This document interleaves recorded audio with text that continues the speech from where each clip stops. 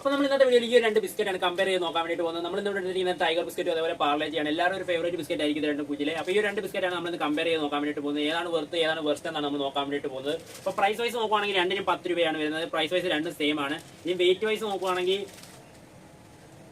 പാർലേജി 90 ഗ്രാമും അതേപോലെ തന്നെ tiger biscuit 80 ഗ്രാമുമാണ് വരുന്നത്. 10 ഗ്രാമിന് പാർലേജിയാണ് വെയിറ്റ് വൈസ് ചെയ്തിട്ടുള്ളത്. ഇനി നമുക്ക് ഇതിനകത്ത് ബിസ്ക്കറ്റ് പൊട്ടിച്ചിട്ട് എത്ര എണ്ണ ഈ രണ്ട് ബിസ്ക്കറ്റിനകത്ത് ഉണ്ടെന്ന് നോക്കാം. അപ്പോൾ അതിന് നമുക്ക് ടൈഗർ ബിസ്ക്കറ്റ് പൊട്ടിച്ച് നോക്കാം.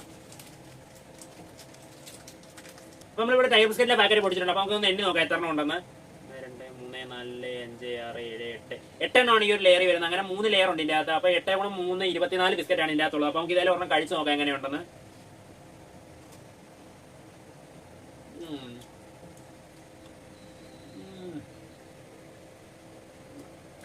നല്ല ടേസ്റ്റ് ഒന്നും വളരെ അടിപൊളി.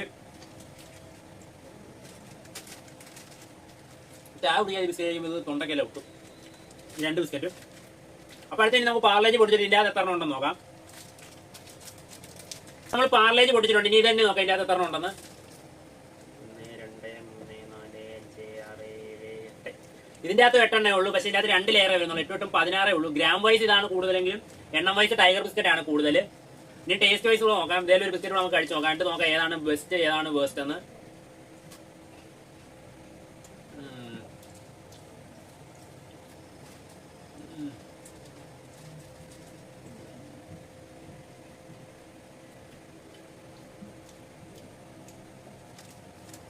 പ്രൈസ് വൈസ് ഇത് രണ്ടും സെയിം ആണ്.